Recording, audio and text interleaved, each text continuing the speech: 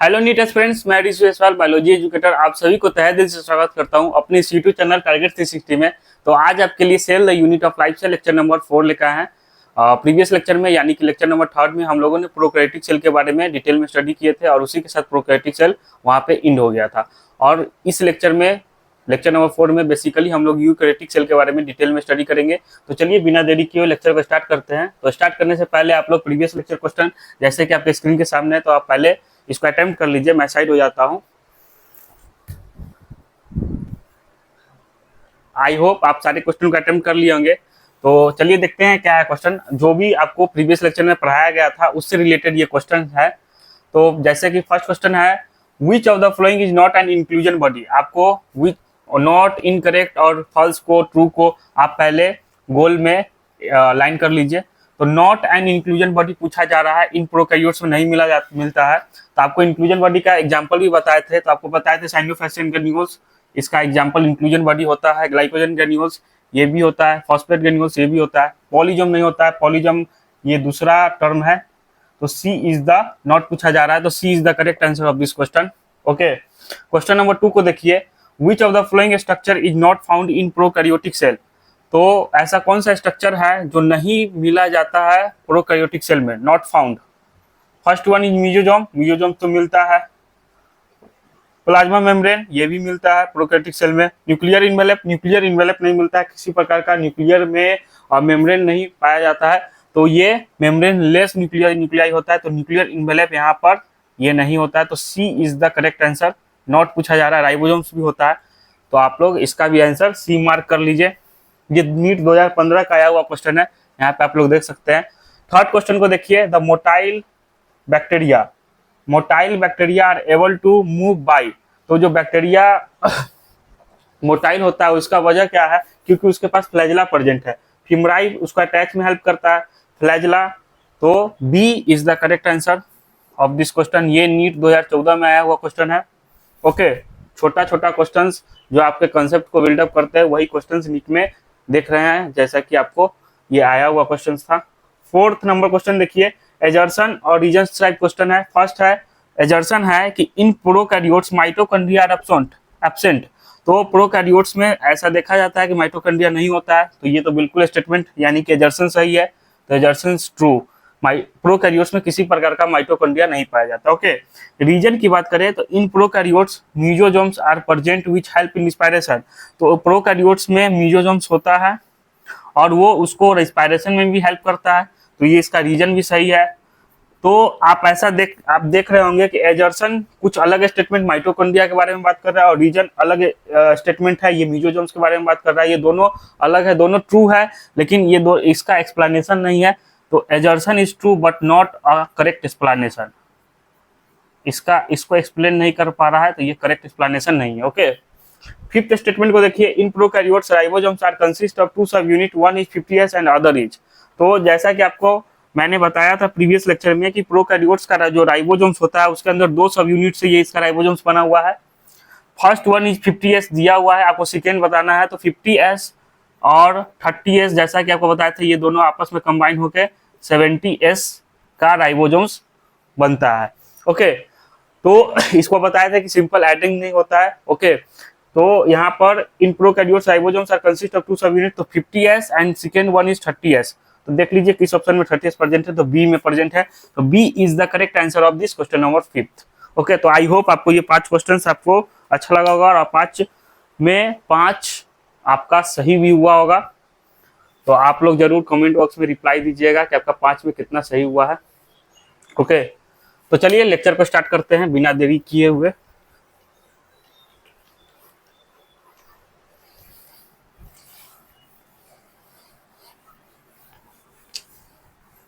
तो आप लोग नोटबुक और पेन निकाल लीजिए और आज हम लोग बेसिकली यूकैरियोटिक सेल को स्टार्ट करेंगे।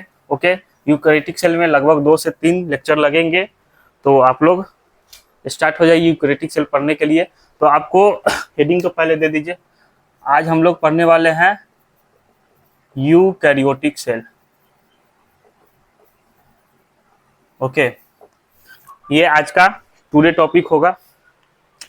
तो यूकैरियोटिक सेल की बात करें तो आप जैसा कि 5 किंगडम से आपको रिलेट कराते हैं कि 5 किंगडम में आपको हम क्या पढ़ाए थे, 5 किंगडम क्लासिफिकेशन। जब बायोलॉजिकल क्लासिफिकेशन पढ़ा रहे थे तो उस समय आपको बताए थे कि 5 किंगडम क्लासिफिकेशन इससे पहले भी इससे पहले वाले लेक्चर में भी आपको बताए थे। तो उससे आप एक बार रिलेट कर लीजिए कि 5 किंगडम क्लासिफिकेशन में क्या था, मोनेरा, प्रोटिस्टा, फंगाई, प्लांटी और fifth one is Animalia. Okay, तो आपको बताया था कि मोनेरा में सारे प्रोकैरियोटिक सेल किसमें इंक्लूड था, तो सारे प्रोकैरियोटिक सेल मोनेरा में इंक्लूड था। ओके, बाकी बच गया प्रोटिस्टा, फंगाई, प्लांटी, एनिमिलिया। तो यूकैरियोट्स किसमें, यूकैरियोट्स में कौन कौन आते हैं, तो यूकैरियोट्स में आपके ये प्रोटिस्टा, फंगाई, प्लांटी और एनिमिलिया आते हैं। तो ये किसमें आते हैं, ये यूकैरियोटिक सेल में आते हैं। ओके, तो यहां से क्या पता चल रहा है कि यूकैरियोट्स किसको इंक्लूड कर रहा है, तो eukaryotes include protista, fungi, Plantae and Animalia. Okay, तो यूकैरियोट्स में ये 4 किंगडम आते हैं, protista, fungi, Plantae, Animalia. Okay, इसके पास यूकैरियोटिक सेल के पास क्या है, मेम्ब्रेन बाउंड ऑर्गेनेल्स है। एक दो ऐसे ऑर्गेनेल्स है जिसके पास मेम्ब्रेन लेस ऑर्गेनेल्स है। ओके, तो इसके पास यूकैरियोटिक सेल के पास मेम्ब्रेन बाउंड ऑर्गेनेल्स भी है और नॉट मेम्ब्रेन भी है। ओके, यूकैरियोटिक सेल के पास मेम्ब्रेन बाउंड न्यूक्लियाई प्रेजेंट होता है, जैसे कि प्रोकैरियोटिक सेल में किसी प्रकार का मेम्ब्रेन बाउंड न्यूक्लियाई प्रेजेंट नहीं था, लेकिन यूकैरियोटिक सेल में ये इसके नाम से ही पता चल रहा है, यू मतलब ट्रू और कैरियोटिक मतलब न्यूक्लियस। तो इसके पास ट्रू न्यूक्लियस प्रेजेंट होता है। तो यूकैरियोटिक का मतलब क्या होता है, तो यूकैरियोटिक का मतलब होता है, यू का मतलब हो गया ट्रू और कैरियोटिक का मतलब होता है न्यूक्लियस। इसके पास ट्रू न्यूक्लियस प्रेजेंट है, यानी कि इसके पास न्यूक्लियाई मेम्ब्रेन बाउंड है। ओके, तो आप इसको लिख लीजिए,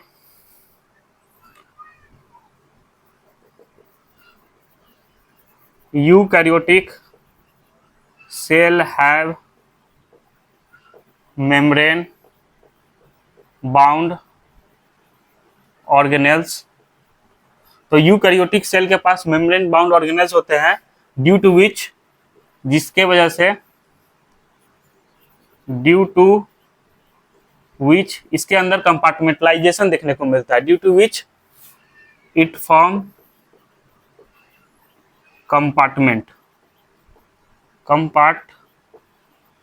जिसको हम लोग क्या बोलते हैं, कंपार्टमेंटलाइजेशन।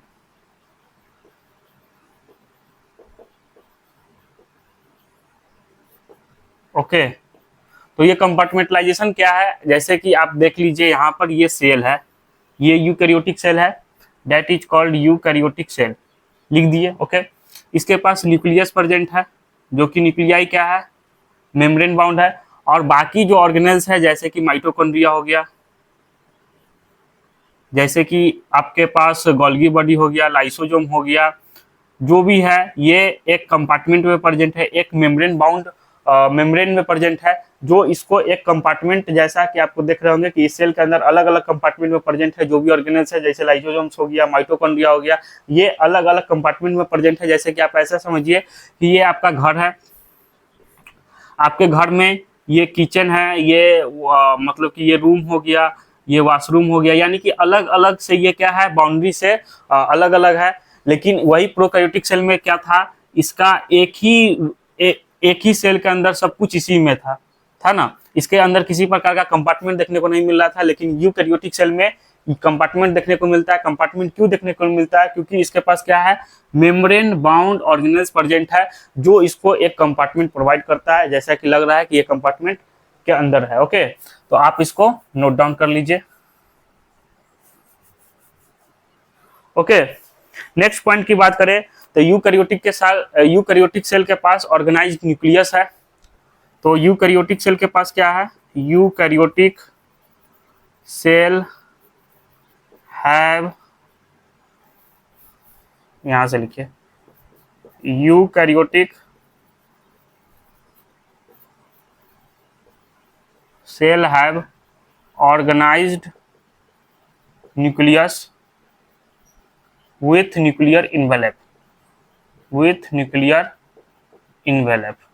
जैसा कि अभी आपको जो है प्रोकैरियोटिक सेल में 5 क्वेश्चन जो कराए थे प्रीवियस लेक्चर से रिलेटेड, उसमें न्यूक्लियर इन्वेलप प्रोकैरियोटिक सेल में प्रेजेंट नहीं था, लेकिन यहाँ यूकैरियोटिक सेल में न्यूक्लियर इन्वेलप प्रेजेंट होगा, यानी कि न्यूक्लियस क्या है, मेम्ब्रेन बाउंड है, इसका मतलब ये हुआ। नेक्स्ट पॉइंट की बात करें तो इसके पास ऑर्गेनाइज्ड क्या है, ऑर्गेनाइज्ड क्रोमोसोम होता है। तो they have organised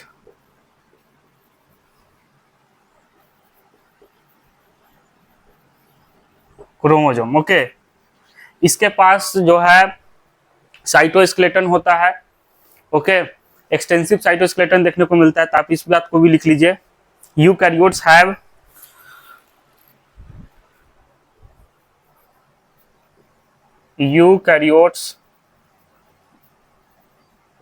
have extensive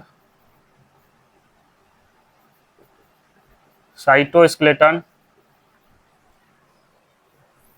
okay, और इसके पास क्या है, मूव करने के लिए साइटोस्केलेटन स्ट्रक्चर हो गया, कॉम्प्लेक्स लोकोमोटरी स्ट्रक्चर देखने को मिलता है, तो इसके पास एंड कॉम्प्लेक्स लोकोमोटरी स्ट्रक्चर देखने को मिलता है। ओके, तो इसके पास यूकैरियोट्स के पास कॉम्प्लेक्स लोकोमोटरी स्ट्रक्चर है, तो फ्लैजिला के पास भी लोकोमोटरी स्ट्रक्चर प्रेजेंट था, सॉरी फ्लैजिला बोला है, प्रोकैरियोट्स के पास भी क्या बोलते हैं लोकोमोटरी स्ट्रक्चर प्रेजेंट था, तो वो उसका फ्लैजिला था, वो फ्लैजिला इसके पास भी फ्लैजिला है, उसके पास भी फ्लैजिला था। अंतर क्या है, तो ये ट्यूबुलिन प्रोटीन का इसका फ्लैजिला होता है, इसका फ्लैजिला, इसके फ्लैजिला की बात करें तो इसका फ्लैजिला ट्यूबुलिन प्रोटीन का होता है, जो कि ये कॉम्प्लेक्स है, मॉडर्न है। और उसमें फ्लैजिला जो था प्रोकैरियोट्स में, इन प्रोकैरियोट्स की बात करें, उसके प्रोकैरियोट्स की बात करें, उसके प्रोकैरियोट्स के फ्लैजिला की, तो वो फ्लैजिलिन प्रोटीन का था। यही दोनों में डिफरेंस क्रिएट करता है। ओके, इसके पास ऑर्गेनेल प्रेजेंट है, ऑर्गेनेल्स प्रेजेंट है, जो कि मेम्ब्रेन भी हो सकता है ऑर्गेनेल के पास, और नॉट मेम्ब्रेन भी देखने को मिलता है। ऐसा कुछ एग्जांपल है जैसे कि राइबोसोम्स हो गया, सेंट्रियोल हो गया, तो नॉट मेम्ब्रेन देखने को मिलता है। ओके, तो क्या क्या यूकैरियोट्स के बारे में हम लोग पढ़े अभी तक। तो यूकैरियोट्स की बात करें तो 5 किंगडम क्लासिफिकेशन से पहले आपको रिलेट कराया कि 5 kingdom classification Monera, protista, fungi, Plantae, Animalia, सारे लिविंग ऑर्गेनिज्म को 5 किंगडम में क्लासिफाई किया गया। तो first one is Monera. Monera में सारे प्रोकैरियोटिक सेल को मोनेरा में इंक्लूड किया गया, बाकी प्रोटिस्टा, फंगाई, प्लांटी, एनिमलिया को यूकैरियोट्स में इंक्लूड किया गया। तो eukaryotes include protista, fungi, Plantae, Animalia. Okay, first point is clear. Second point की बात करें तो यूकैरियोट सेल है मेम्ब्रेन बाउंड ऑर्गेनेल्स। यूकैरियोट्स के पास क्या होता है, मेम्ब्रेन बाउंड न्यूक्लियस होता है। नॉट मेम्ब्रेन बाउंड भी कुछ ऑर्गेनेल्स है, आपको आगे बताएंगे, यहाँ पे लिख भी दिए नॉट मेम्ब्रेन। तो मेम्ब्रेन बाउंड ऑर्गेनेल्स होने के कारण इसके अंदर कंपार्टमेंट देखने को मिलता है, दैट इज कॉल्ड कंपार्टमेंटलाइजेशन। तो यूकैरियोट्स के पास क्या है, कंपार्टमेंटलाइजेशन है। Eukaryotic cell have organised nucleus with nuclear envelope. Eukaryotic cell के पास क्या है, ऑर्गेनाइज्ड न्यूक्लियस होता है इसके पास, क्योंकि इसके पास न्यूक्लियर एनवेलप प्रेजेंट है। दे हैव ऑर्गेनाइज्ड क्रोमोसोम्स, इसके पास ऑर्गेनाइज्ड क्रोमोसोम प्रेजेंट है।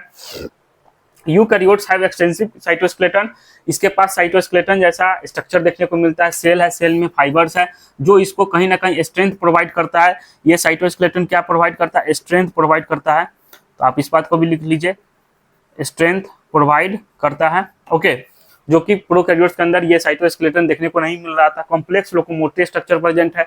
कॉम्प्लेक्स लोकोमोटरी इसको कैसे बनाता है, तो इसके पास फ्लैजिला प्रोकैरियोट्स के पास भी था और यूकैरियोट्स के पास भी था। तो प्रोकैरियोट्स के पास जो फ्लैजिला था वो फ्लैजिलिन प्रोटीन का था, और जो यूकैरियोट्स के पास जो फ्लैजिला होगा ये ट्यूबुलिन प्रोटीन का होगा। ओके, ऑर्गेनेल्स प्रेजेंट है, मेम्ब्रेन बाउंड भी हो सकता है, नॉट मेम्ब्रेन बाउंड भी हो सकता है। आपको सारे ऑर्गेनेल्स अभी लिख के बताएंगे, पहले आप इसको नोट डाउन कर लीजिए, उसका नेक्स्ट स्लाइड में ऑर्गेनेल्स के बारे में बात करते हैं। ओके, तो आई होप स्टूडेंट आप लोग नोट डाउन कर लिए होंगे, तो इसको इरेज करते हैं। तो आपको यूकैरियोटिक सेल समझ में आ गया होगा। आप तो 2-3 लेक्चर के बाद यूकैरियोटिक और प्रोकैरियोटिक में आप डिफरेंशिएट कर पा रहे होंगे। सिंपल सा है कि प्रोकैरियोट्स क्या होता है, नंगा पुंगा इसका ऑर्गेनेल्स होता है, ऑर्गेनेल्स होता भी नहीं है, सिर्फ राइबोसोम्स होता है। और इसके यूकैरियोटिक के सेल के पास क्या है, ये थोड़ा सा लेटेस्ट है, तो ये कपड़ा उपड़ा पहने हुआ रहता है, यानी कि ये मेम्ब्रेन बाउंड है। सिंपल सा अंतर है और कुछ ज्यादा डिफरेंस है नहीं प्रोकैरियोट्स और यूकैरियोट्स के बारे में। तो यूकैरियोटिक सेल के बारे यूकैरियोटिक सेल के ऑर्गेनेल्स की बात करें, इसके ऑर्गेनेल्स को देखिए, तो ये विथआउट मेम्ब्रेन भी हो सकता है, विथआउट मेम्ब्रेन, और इसका ऑर्गेनेल्स विथ मेम्ब्रेन भी हो सकता है, विथ इन मेम्ब्रेन। क्या सही बात है? विथआउट मेम्ब्रेन की बात करें तो इसमें क्या क्या आते हैं, तो विथआउट मेम्ब्रेन में आपको आते हैं राइबोसोम।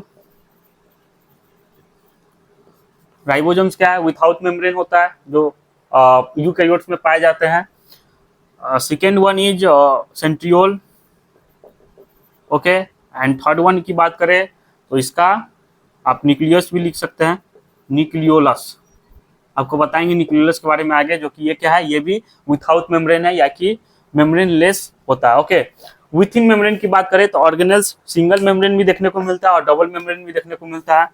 तो ये सिंगल मेम्ब्रेन का भी हो सकता है, सिंगल मेम्ब्रेन के ऑर्गेनेल्स देखने को मिल सकते हैं। और आपको डबल मेम्ब्रेन के ऑर्गेनेल्स देखने को मिल सकते हैं, ओके।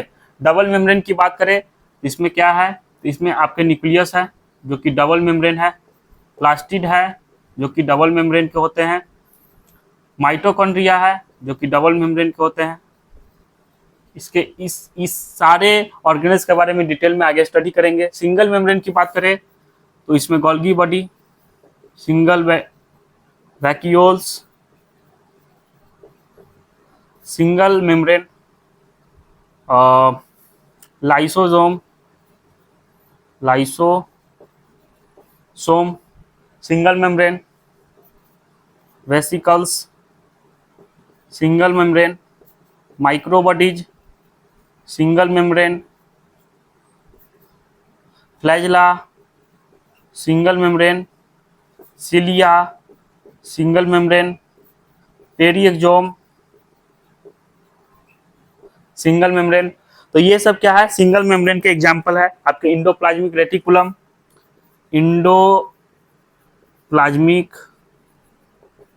रेटिकुलम, ये सब सारे ऑर्गेनेल्स है जो यूकैरियोटिक सेल में देखने को मिलता है। और आपको बता दें कि ये without membrane, ribosome, centriole, nucleolus जो विथआउट मेम्ब्रेन होते हैं। विथ इन मेम्ब्रेन की बात करें तो सिंगल मेम्ब्रेन की भी हो सकता है, डबल मेम्ब्रेन को भी हो सकते हैं।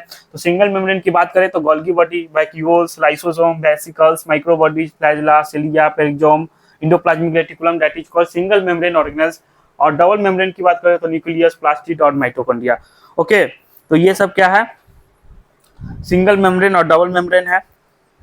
नेक्स्ट पॉइंट की बात करें, आप पहले इसको नोट डाउन कर लीजिए, उसके बाद यहाँ जगह है नहीं कि आपको बता सकते हैं, तो आप इसको पहले नोट डाउन कर लीजिए, उसका डिटेच करेंगे इसको।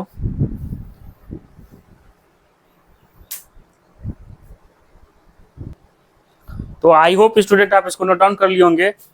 तो ये था ऑर्गेनेल्स के बारे में। ऑर्गेनेल्स में और क्या हम लोग पढ़ने वाले हैं, तो इसमें आपको सेल मेम्ब्रेन से स्टार्ट करेंगे आज। ये अलग है सेल मेम्ब्रेन और सेल वॉल, आज का डिटेल में इसको देखेंगे। उसके बाद नेक्स्ट लेक्चर में हम लोग इंडोप्लाज्मिक रेटिकुलम में देखेंगे। इंडोप्लाज्मिक रेटिकुलम में गोल्गी बॉडी, लाइसोसोम ये वगैरह आते हैं, तो आपको इसके बारे में नेक्स्ट लेक्चर में डिटेल में बताएंगे सारे ऑर्गेनेल्स को। तो इसको इरेज करते हैं। और आप लोग को एक बात और बताना है, प्लांट सेल और एनिमल सेल के बारे में डिफ्रेंशिएट करना है, तो उसको आप लोग लिख लीजिए। तो यूकैरियोटिक सेल के बारे में बात करें तो यूकैरियोटिक सेल क्या होता है, सारे यूकैरियोटिक सेल इक्वल नहीं होता है, यानी कि सब सेम नहीं होते हैं। तो आप इसको बात को लिख लीजिए कि all eukaryotic cell are not identical, okay. तो all eukaryotic cells are not identical, सारे यूकैरियोटिक सेल आइडेंटिकल नहीं होते, जैसे कि आपके प्लांट सेल और एनिमल सेल में डिफरेंस देखने को मिलता है। तो आप इस बात को लिखिए कि प्लांट एंड एनिमल सेल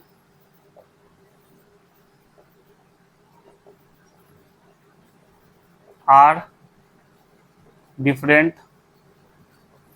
तो प्लांट सेल एक तरफ लिख लीजिए और एक तरफ एनिमल सेल लिख लीजिए, इस दोनों में क्या डिफरेंस है। आपको इससे ओवरव्यू जब बता रहे थे तो उस समय भी आपको बताया था कि प्लांट और एनिमल सेल में क्या डिफरेंट है। आपको एक बार और डिफ्रेंशिएट कर देते हैं कि प्लांट सेल में सेल वॉल प्रेजेंट होता है, तो सेल वॉल प्रेजेंट। एनिमल में किसी प्रकार का सेल वॉल देखने को नहीं मिलता है, तो सेल वॉल यहाँ पर एब्सेंट कर दीजिए। ओके। प्लांट सेल में प्लास्टिड्स प्रेजेंट होता है, तो प्लास्टिड प्रेजेंट। इसमें किसी प्रकार का प्लास्टिड्स नहीं देखने को मिलता है, तो plastids absent. Okay. Plant cell में लार्ज सेंट्रल वैक्यूल होता है, तो लार्ज सेंट्रल वैक्यूल देखने को मिलता है, आर प्रेजेंट। वही इसमें क्या होता है, ये एब्सेंट होता है, होता भी है तो छोटा सा न के बराबर होता है। ओके, आप इसको एब्सेंट भी लिख सकते हैं। तो ये cell wall, plastids, large central vacuole.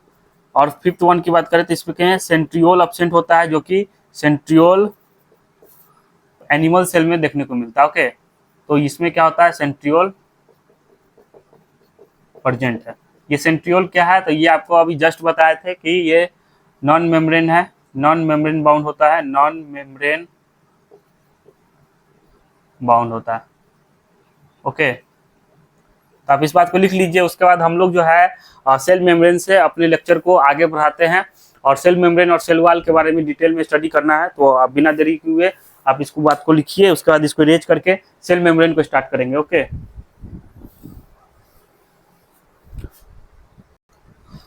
तो आई होप स्टूडेंट आप इसको नोट डाउन कर लिए होंगे। यूकैरियोटिक सेल सारे आइडेंटिकल नहीं होते हैं, तो eukaryotic cell are not identical, और प्लांट एनिमल सेल में डिफरेंट देखने को मिल रहा था, तो ये डिफरेंट आपको बता दिए कि क्या डिफरेंट होता है यूकैरियोटिक सेल के बारे में। तो अब जो है हम लोग यूकैरियोटिक सेल के अंदर प्लाज्मा मेम्ब्रेन के बारे में स्टडी करेंगे। ओके, तो आप लोग हेडिंग दीजिए प्लाज्मा मेम्ब्रेन, आप लोग हेडिंग दीजिए plasma membrane.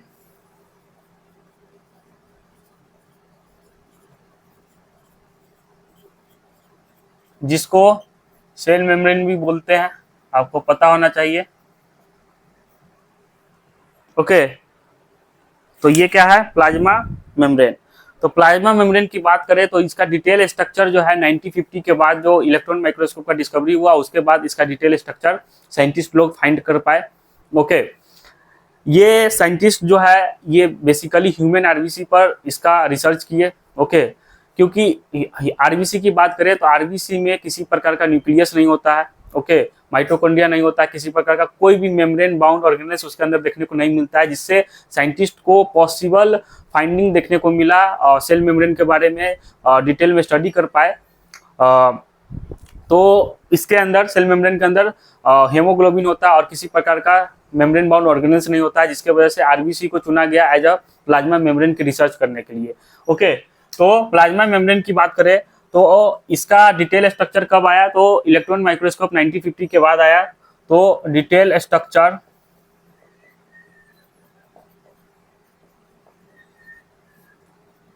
Is found, detail structure was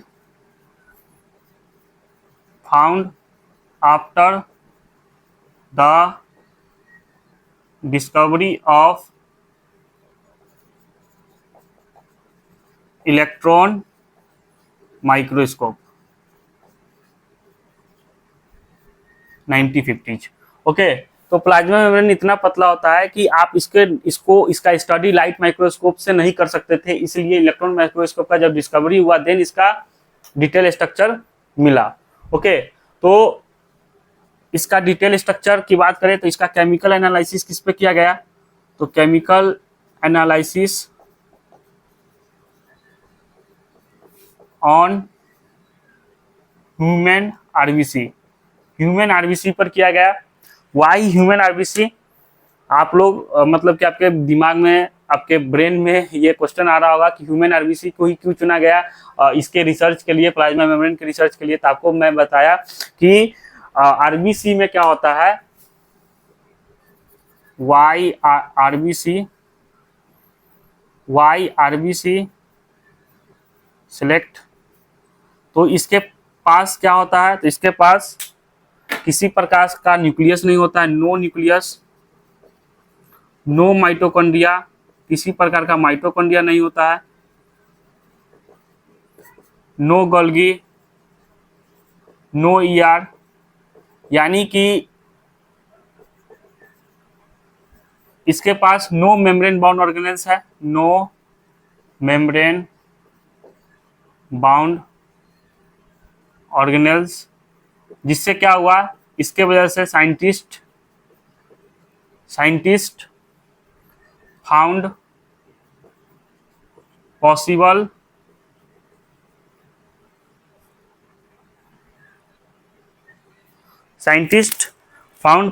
structure. Okay, तो साइंटिस्ट क्या फाउंड किया, possible structure of plasma membrane, तो इसको इसमें हेल्प करता है। ओके, तो जैसे कि ये क्या है, ये आरबीसी है, ये आरबीसी का स्ट्रक्चर है। आपको पता होना चाहिए कि आरबीसी के अंदर क्या होता है, हेमोग्लोबिन, तो ये क्या है, इसका हेमोग्लोबिन। ओके, और ये इसका क्या है, प्लाज्मा मेम्ब्रेन।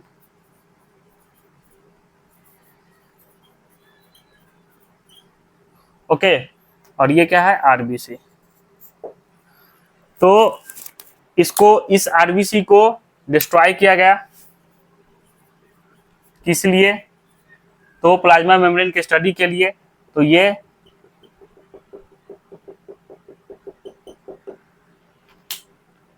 इस तरीके से सिर्फ और सिर्फ इसमें क्या मिले, आरबीसी क्या है, लालची है, आरबीसी किसी को जगह नहीं देता है अपने अंदर, ये सिर्फ चाहता है जितना से जितना हो सके हेमोग्लोबिन उसके अंदर आ सके, इसलिए ये किसी को जगह नहीं देता है, जैसे कि न्यूक्लियस, माइटोकॉन्ड्रिया, ये किसी को इसके लिए जगह नहीं है, ये सबको गेट आउट करके रखता है, और ये सिर्फ और सिर्फ हेमोग्लोबिन को अपने अंदर ज्यादा से ज्यादा स्टोर कर सके, इसलिए इसको क्या करता है, बाहर रखता है। ओके, तो ये आरबीसी के प्लाज्मा मेम्ब्रेन को ये क्या किया गया, डिस्ट्रॉय किया गया। तो ये क्या है, इसका प्लाज्मा मेम्ब्रेन, और इस पे रिसर्च किया गया, स्टडी किया गया। तो on study on plasma membrane of RBC, तो उससे क्या फाइंड मिला, उससे साइंटिस्ट लोग को मिला कि इसका आरबीसी में प्रोटीन और लिपिड का बना हुआ है, तो प्रोटीन प्लस लिपिड्स का ये कंपोजिशन इसके देखने को मिला।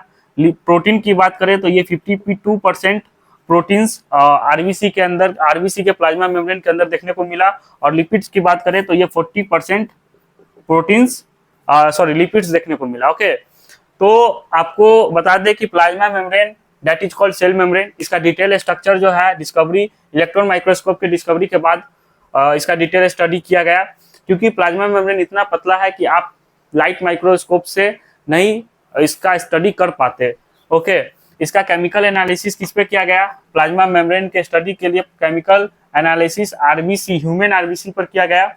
वाई आरबीसी, तो आरबीसी की बात करें, इसको क्यों चुना गया, क्योंकि ये इसके पास किसी प्रकार का न्यूक्लियस नहीं होता, माइटोकॉन्ड्रिया नहीं होता, नो गोल्गी, नो ईआर, इसके पास किसी प्रकार का सेल ऑर्गेनेल्स नहीं है, ये सिर्फ और सिर्फ अपने अंदर हेमोग्लोबिन को जितना हो सकता है ये स्टोर करता है, और ये लालची है आरबीसी हेमोग्लोबिन के लिए, और नो मेम्ब्रेन बाउंड ऑर्गेनेल्स होता है, इसलिए इसको सिलेक्ट किया गया। साइंटिस्ट फाउंड पॉसिबल स्ट्रक्चर, इसका पॉसिबल स्ट्रक्चर, इसके प्लाज्मा मेम्ब्रेन के पॉसिबल स्ट्रक्चर को स्टडी कर सकते थे, इसलिए साइंटिस्ट इसको लेते हैं। ओके, तो ये प्लाज्मा मेम्ब्रेन आरबीसी को डिस्ट्रॉय करके इसका प्लाज्मा मेम्ब्रेन है, इसके ऊपर जब स्टडी किया गया, तो study of plasma membrane, study on plasma membrane of RBC, तो क्या पता चला, तो ये इसका प्लाज्मा मेम्ब्रेन के कंपोजिशन की बात करें तो प्रोटीन और प्लस लिपिड्स का होता है। प्रोटीन की बात करें तो इसके अंदर 52% क्या होता है, प्रोटीन्स होते हैं, और लिपिड्स कितने होते हैं, 40%।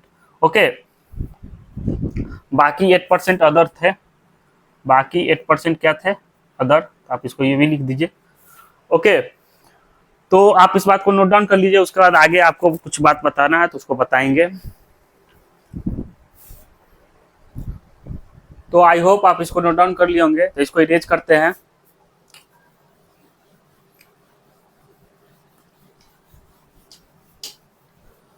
तो प्लाज्मा मेम्ब्रेन के स्टडी के बाद क्या पता चला, तो दीज स्टडी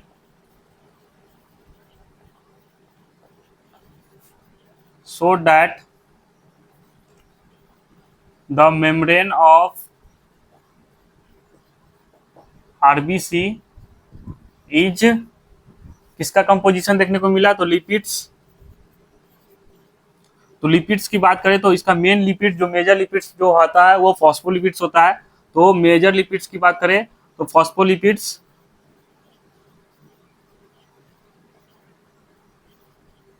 ये क्या है, मेजर लिपिड्स, इसको देखने को मिला।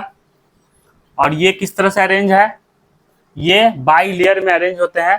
तो phospholipids arranged in by layer. Okay, तो जैसे कि आप देख लीजिए कि ये क्या है, फॉस्फोलिपिड्स, ये हेड वाला पार्ट है और इसके अंदर टेल देखने को मिला। तो ये हाइड्रोफिलिक हेड है, ये हाइड्रोफिलिक हेड है, और ये इसका टेल वाला पार्ट क्या है, हाइड्रोफोबिक टेल, हाइड्रोफोबिक टेल। ये हाइड्रोफोबिक टेल करने का मतलब क्या है, ये वाटर को रिपेल करेगा, वाटर को रिपेल करेगा। और हाइड्रोफिलिक हेड करने का मतलब क्या है, ये वाटर की तरफ, ये वाटर लविंग है। ओके, ये पोलर होता है इसका हेड, और इसके टेल की बात करें तो ये नॉन पोलर होता है। तो मेजर लिपिड्स यही फॉस्फोलिपिड्स देखने को मिला। फॉस्फोलिपिड्स इसके हेड में क्या प्रेजेंट है, तो फॉस्फेट आयंस प्रेजेंट है, PO4 3-। ओके, तो लिपिड्स की बात करें तो फॉस्फोलिपिड्स मेजर लिपिड्स इसके अंदर देखने को मिला आरबीसी के अंदर। ओके, और लिपिड्स की बात करें तो कोलेस्ट्रॉल भी देखने को मिला इसके मेम्ब्रेन में। तो कोलेस्ट्रॉल सिर्फ किसमें प्रेजेंट होता है, present only human. Okay, lipids के साथ साथ क्या देखने को मिला, तो ये तो 52% था, 52%। और proteins, sorry lipids 40%, sorry protein कितना था, तो 52% था, 52% प्रोटीन देखने को मिला। तो प्रोटीन की बात करें तो on the basis of ease of extraction, protein को दो टाइप्स में क्लासिफाई किया गया। यानी कि आप मेम्ब्रेन में से कितना आसानी से आप प्रोटीन को निकाल सकते हैं, उसके आधार पर प्रोटीन को दो पार्ट्स में डिवाइड किया गया। First one is peripheral and second one is integral. Okay, तो on the basis of ease of extraction, first one is peripheral protein and second one is integral.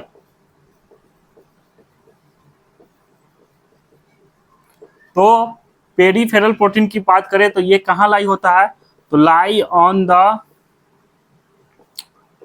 Surface of membrane, that is called peripheral protein.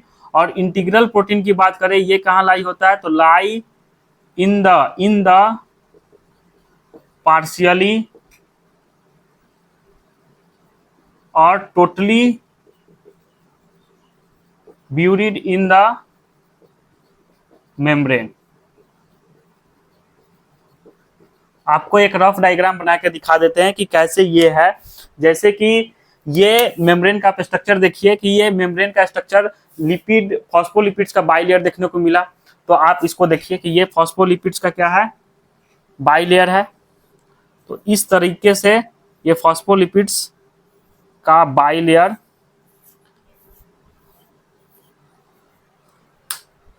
से ये arrange होता है इसका membrane. Plasma membrane की बात करें तो इसका अरेंजमेंट कुछ इस प्रकार होता है।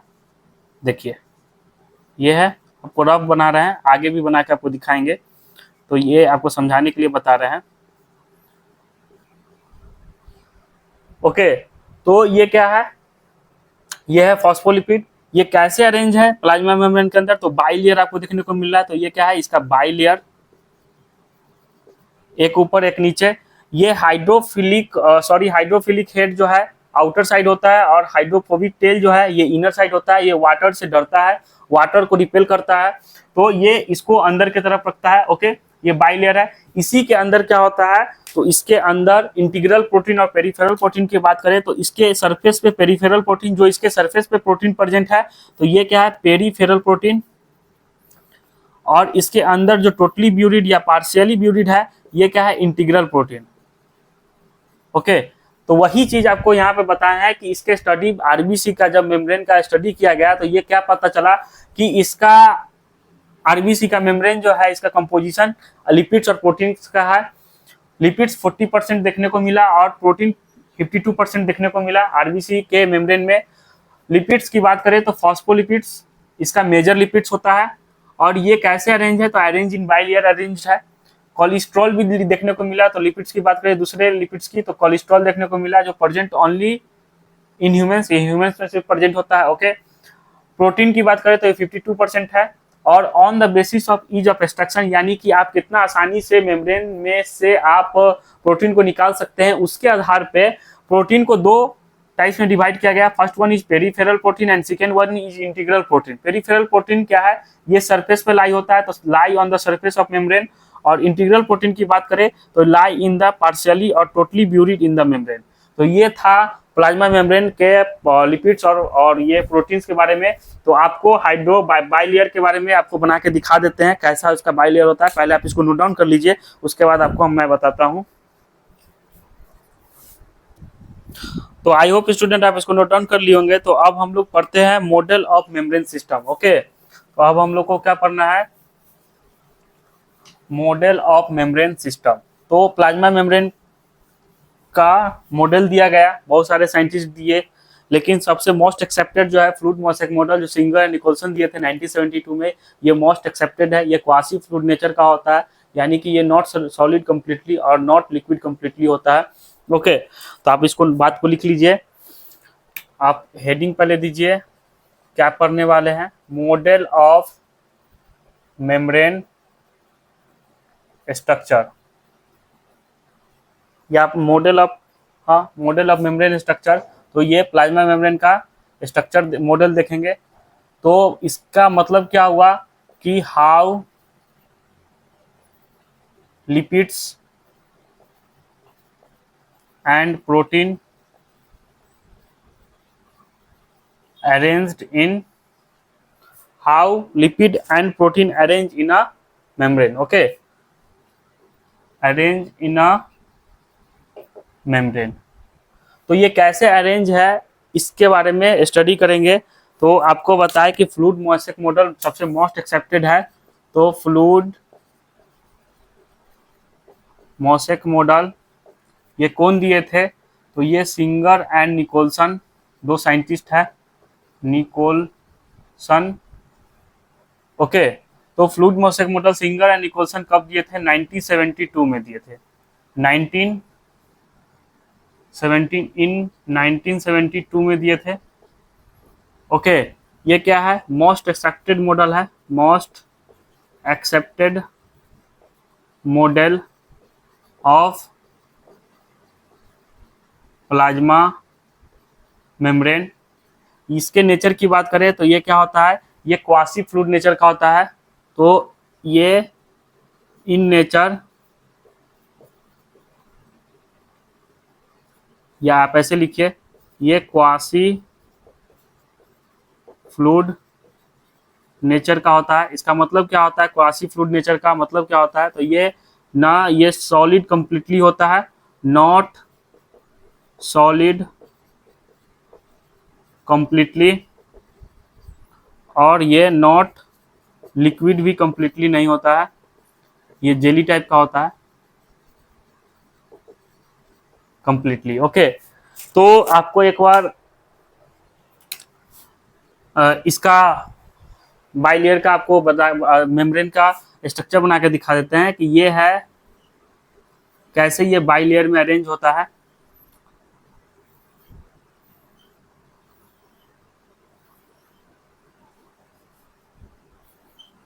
ओके, तो इस तरह से मेम्ब्रेन में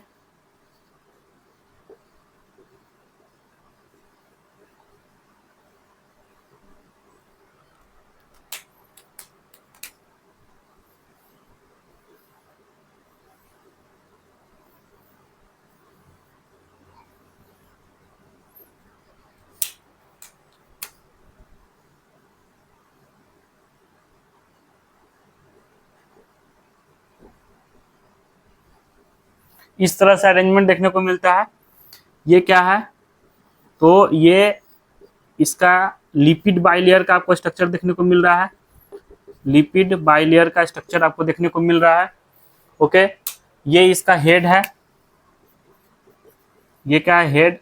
और ये ब्लू वाला पार्ट क्या है, ये इसका टेल है।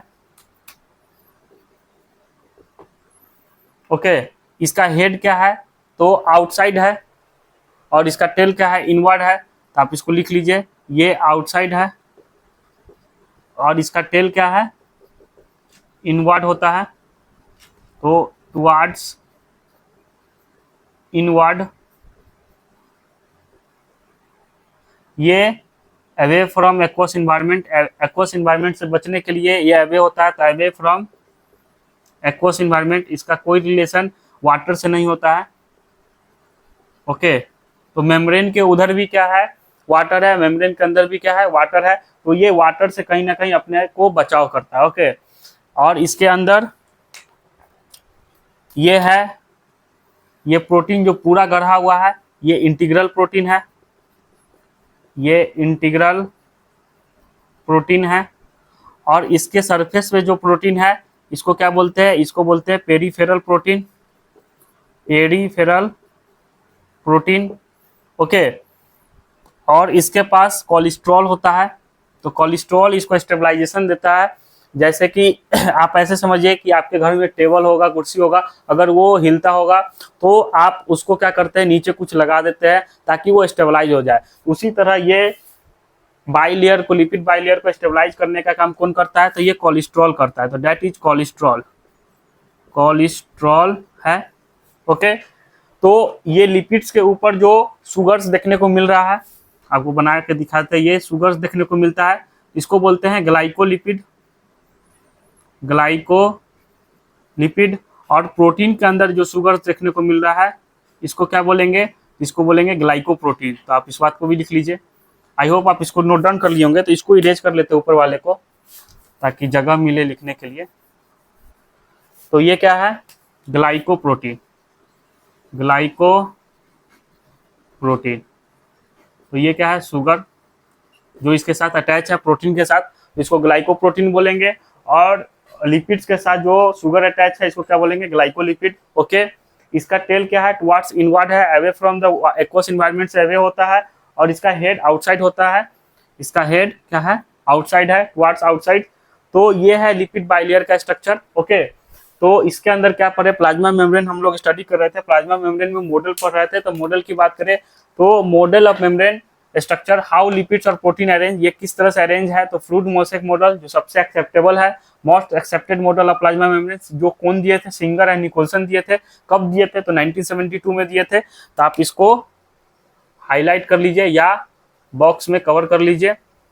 ओके, ये क्वासी फ्लूइड नेचर का होता है, यानी कि नॉट सॉलिड कंप्लीटली और नॉट लिक्विड कंप्लीटली होता है। ओके, अब बात करते हैं, जैसे कि ये क्या है, ये हो गया आपका प्लाज्मा मेम्ब्रेन। ओके, तो प्लाज्मा मेम्ब्रेन हो गया।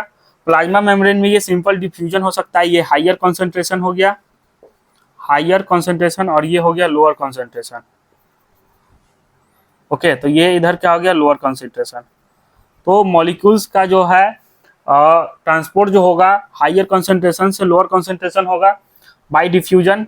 तो इसके अंदर सिंपल डिफ्यूजन देखने को मिलता है और फैसिलिटेटेड डिफ्यूजन देखने को मिलता है, यानी कि ये एक प्रोटीन के द्वारा आएगा। तो इसको क्या बोलते हैं, फैसिलिटेटेड डिफ्यूजन, फैसिलिटेटेड डिफ्यूजन। तो ये सब सिंपल डिफ्यूजन और फैसिलिटेटेड डिफ्यूजन के द्वारा जो मॉलिक्यूल्स का या वाटर का, जो न्यूट्रल मॉलिक्यूल्स का जो ट्रांसपोर्ट हो रहा है देखने को मिलता है प्लाज्मा मेम्ब्रेन के अंदर, इसको क्या बोलेंगे, तो इसको बोलेंगे पैसिव ट्रांसपोर्ट। इसको बोलेंगे पैसिव ट्रांसपोर्ट। पैसिव ट्रांसपोर्ट का मतलब क्या हुआ? पैसिव ट्रांसपोर्ट का मतलब हुआ कि इसमें विथआउट एनर्जी रिक्वायरमेंट होता है, विथआउट एनर्जी रिक्वायरमेंट, इसमें किसी प्रकार का एनर्जी का जरूरत नहीं है।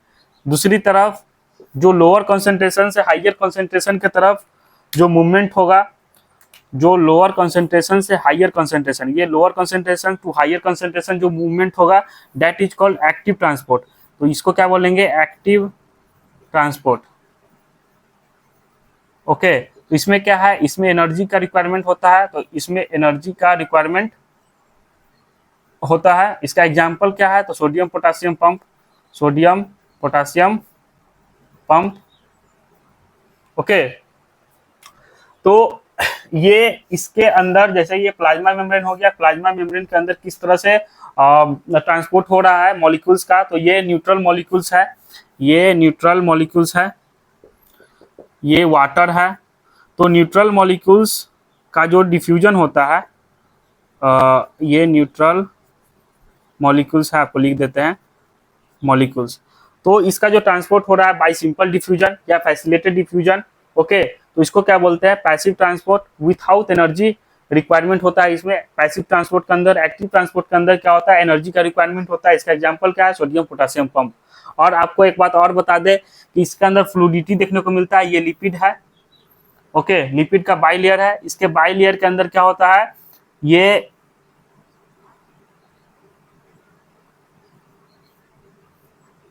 लिपिड का बाई लेयर है और इसके द्वारा प्रोटीन का जो फ्लो हो रहा है, तो इसको क्या बोलते हैं? फ्लूइडिटी। इसको क्या बोलते हैं? फ्लूइडिटी। तो प्रोटीन लैटरल मूवमेंट कर सकता है, तो इसमें प्रोटीन का लैटरल मूवमेंट देखने को मिलता है, लैटरल मूवमेंट देखने को मिलता है। तो इस बात को हम लोग क्या बोलेंगे? This ability is known as fluidity. तो इसको बोलते हैं this ability is known as fluidity.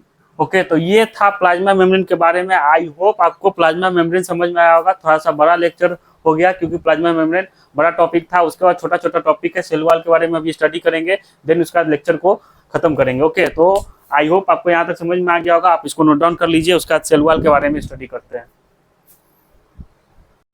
तो आई होप स्टूडेंट आप इसको नोट डाउन कर लिए होंगे। तो चलिए इसको इरेज करते हैं। तो ये था लिपिड का बाई लेयर, किस तरह से होता है आपको मैंने बता के दिखा दिया स्ट्रक्चर के द्वारा। अब आप लोग हेडिंग दीजिए सेल वॉल।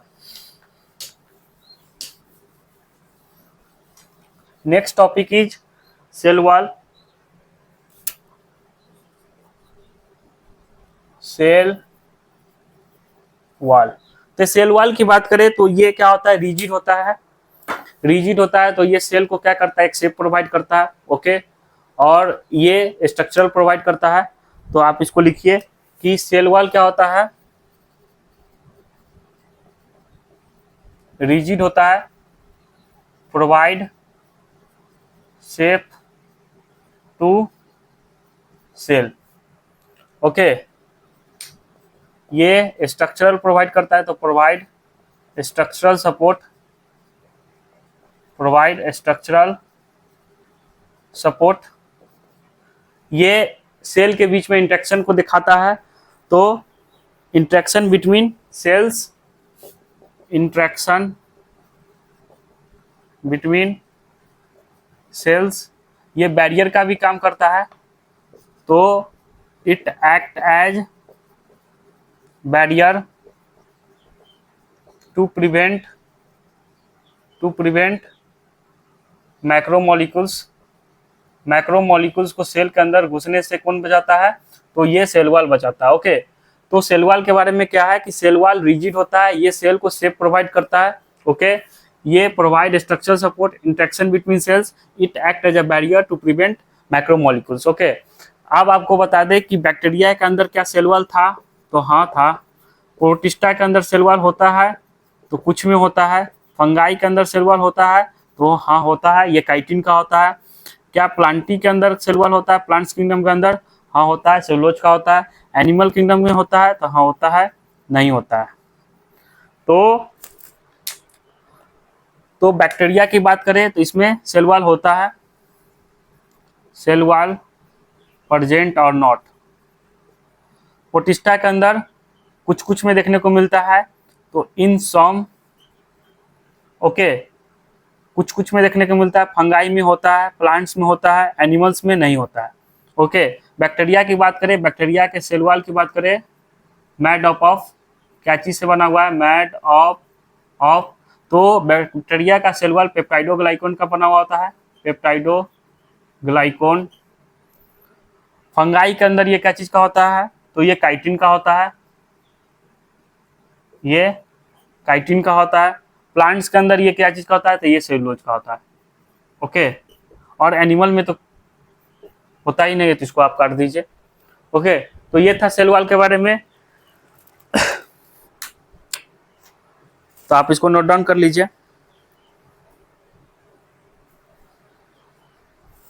ओके, तो सेल वॉल क्या करता है, ये सेल वॉल सेल को शेप प्रोवाइड करता है, स्ट्रक्चर सपोर्ट देता है, इंटरेक्शन बिटवीन सेल के बीच में, इंटरेक्शन दो सेल के बीच में आपस में इंटरेक्शन करना है, तो सबसे पहले सेल से क्या, इसके सेल वॉल से इंटरेक्शन होगा, तो ये इंटरेक्शन का काम करता है। और it act as a barrier, ये बैरियर जैसे कि मेन आपका जो एंट्री गेट पास जो होता है वो प्लाज्मा मेम्ब्रेन के पास होता है, लेकिन कुछ कुछ बड़े मॉलिक्यूल जो आ रहे हैं सेल के तरफ, तो वो सेल वॉल इसको क्या कर देता है, इग्नोर कर देता है, इसको रिजेक्ट कर देता है। तो इसको आने से कौन रोकता है, मैक्रोमोलिक्यूल्स को, तो ये सेल वॉल रोकता है। ओके, तो सेल वॉल की बात करें तो बैक्टीरिया में, प्रोटिस्टा में, फंगाई में, प्लांट्स में और एनिमल में ये था। किससे बना हुआ है, ये था, आप इसको नोट डाउन कर लीजिए। और एल्गी और हायर प्लांट्स की बात करते हैं,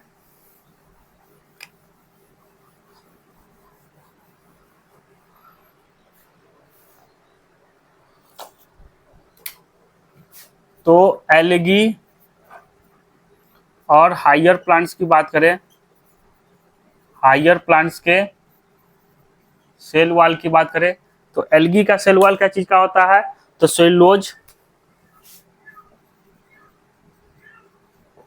गैलेक्टेंस,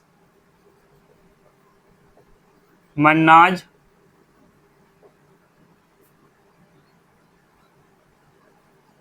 और calcium calcium carbonate, calcium carbonate CaCO3।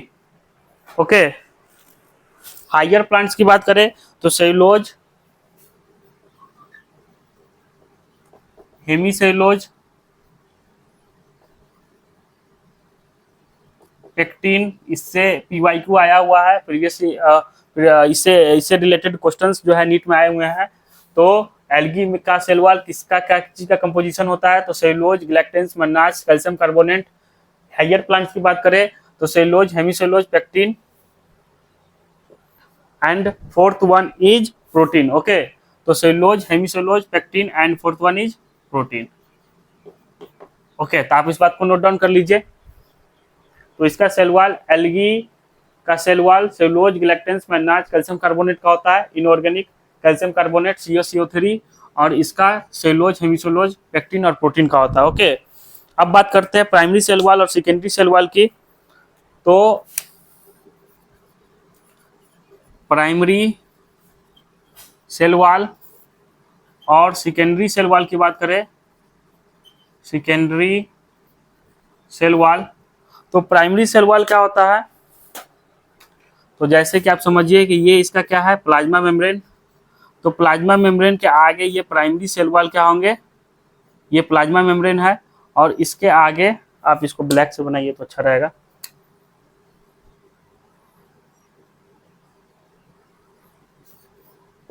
तो ये है प्राइमरी सेल वॉल, ये क्या है, प्राइमरी सेल वॉल। इसके लोकेशन की बात करें तो आउटर टू प्लाज्मा मेम्ब्रेन है, इसके लोकेशन की बात करें तो outer to plasma membrane present है। ओके, ये किस में देखने को मिलता है, तो ये यंग प्लांट सेल में देखने को मिलता है, तो ये present in young plant. Okay, secondary cell wall की बात करें तो ये है सेकेंडरी सेल वॉल, और ये है प्राइमरी सेल वॉल। और सेकेंडरी सेल वॉल और प्राइमरी सेल वॉल के बीच में ये ये है इसका प्लाज्मा मेम्ब्रेन, ओके, और ये है सेकेंडरी सेल वॉल। तो प्लाज्मा मेम्ब्रेन और सेकेंडरी सेल वॉल के बीच में कौन आ जाता है, सेकेंडरी सेल वॉल, और इसको सेकेंडरी यहाँ primary cell wall, primary cell wall और प्लाज्मा मेम्ब्रेन के बीच में कौन आ जाता है, सेकेंडरी सेल वॉल, और इसको प्राइमरी सेल वॉल को डिमिनिश कर देता है, यानी कि गायब कर देता है। इसके बाद मैच्योर सेल में प्राइमरी सेल वॉल देखने को नहीं मिलेगा, आपको मैच्योर सेल वॉल में सेकेंडरी सेल वॉल देखने को मिलेगा। तो आप इसको इस तरह से ये बना लीजिए कि प्लाज्मा मेम्ब्रेन और प्राइमरी सेल वॉल के बीच में ये सेकेंडरी सेल वॉल जो रेड से बना रहे हैं ये आ जाता है, ओके। तो ये क्या है, secondary cell wall, secondary cell wall. तो इसके लोकेशन की बात करें तो ये कहाँ प्रेजेंट है, तो ये present between plasma membrane and primary cell wall. तो प्लाज्मा मेम्ब्रेन और प्राइमरी सेल वॉल के बीच में प्रेजेंट है, due to secondary cell wall arise between that why primary cell wall diminished। Primary cell wall क्या होगा, प्राइमरी सेल वॉल को धीरे धीरे ये क्या कर देगा, गायब कर देगा, डिपोजिट कर देगा, और सेकेंडरी सेल वॉल का डिपोजिशन देखने को मिलेगा, जिसके बाद प्राइमरी सेल वॉल देखने को नहीं मिलता है। तो ये किस में प्रेजेंट होता है, तो ये मैच्योर प्लांट्स में देखने को मिलता है, मैच्योर प्लांट्स में देखने को मिलता है, ओके। और ये क्या चीज का होता है, तो ये लिग्निन और सुबेरिन का मैड ऑफ होता है, ओके। तो mad of lignin and suberin. और ये किसका बना हुआ होता है, तो ये मैड ऑफ सेलुलोज, हेमीसेलुलोज,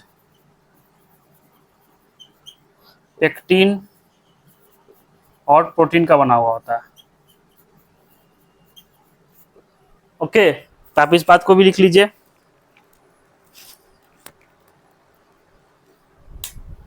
तो due to secondary cell wall arise between ये दोनों के बीच में आ जाता है, between plasma membrane and primary cell wall. तो that's why primary cell wall diminished, primary cell wall क्या होता है, गायब हो जाता है, ओके। तो आप इस बात को लिख लीजिए। उसके बाद हम लोग बात करते हैं मिडिल लैमेला और प्लाज्मोडेस्माटा के बारे में। तो आई होप आप इसको नोट डाउन कर लिए होंगे, तो इसको इरेज करते हैं। ये एल्गी का जो सेल वॉल है किसका कंपोजिशन देखने को मिल रहा है, तो सेलुलोज, ग्लैक्टन्स, मैग्नाज, कैल्शियम कार्बोनेट का बना हुआ था, और इसका हायर प्लांट्स के अंदर सेलुलोज, हेमीसेलुलोज, पेक्टिन और प्रोटीन का होता है, ओके। तो आप इस बात को आई होप आप इसको नोट डाउन कर लिए होंगे। तो अब बात करते हैं primary cell wall, secondary cell wall भी आपको क्लियर हो गया होगा। अब बात करते हैं मिडिल लैमेला। मिडिल लैमेला क्या होता है, मिडिल लैमेला की बात करें तो ये प्रेजेंट बिटवीन क्या होता है, नेबरिंग सेल के बीच में प्रेजेंट होता है। तो present in between two neighbouring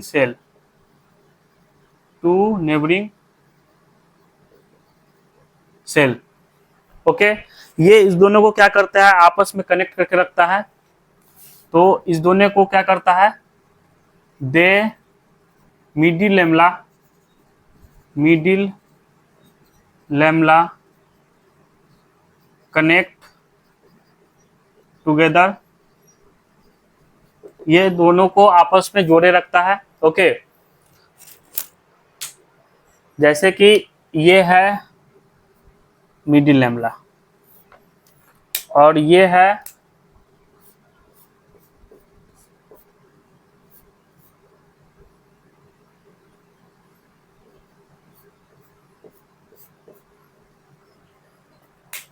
तो ये मिडिल लैमेला जो है आपको दिख रहा होगा, ये मिडिल लैमेला दोनों को आपस में क्या करता है, कनेक्ट करके रखता है। तो ये है middle lamella, that why middle lamella. और ये दो सेल है, ये दो सेल है, ओके। और प्लाज्मोडेस्माटा भी इसी में समझ लीजिए आप लोग। तो आपको प्लाज्मोडेस्माटा भी समझा देता है, प्लाज्मोडेस्माटा क्या होता है। तो ये प्लाज्मोडेस्माटा किसका कनेक्शन होता है, कनेक्शन बिटवीन साइटोप्लाज्मिक। तो ये साइटोप्लाज्मिक के बीच में कनेक्शन देखने को मिलता है, तो ये देखिए, ये दोनों साइटोप्लाज्मिक, ये साइटोप्लाज्म के अंदर ये दो सेल के साइटोप्लाज्म के बीच में कनेक्शन देखने को मिलता है, तो इसको बोलते हैं प्लाज्मोडेस्माटा। प्लाज्मोडेस्माटा। तो प्लाज्मोडेस्माटा क्या होता है? तो प्लाज्मोडेस्माटा होता है connection between two cytoplasmic connection. Okay, तो सॉरी, साइटोप्लाज्मिक कनेक्शन होता है। तो प्लाज्मोडेस्माटा क्या होता है? तो प्लाज्मोडेस्माटा साइटोप्लाज्मिक कनेक्शन होता है बिटवीन टू सेल, ओके। तो ये था सेल वॉल के बारे में। आई होप आपको सेल वॉल के बारे में समझ में आया होगा, सेल मेम्ब्रेन के बारे में समझ में आया होगा, आपको यूकैरियोटिक सेल के बारे में बताए, तो आई होप आपको यहाँ तक समझ में आ गया होगा।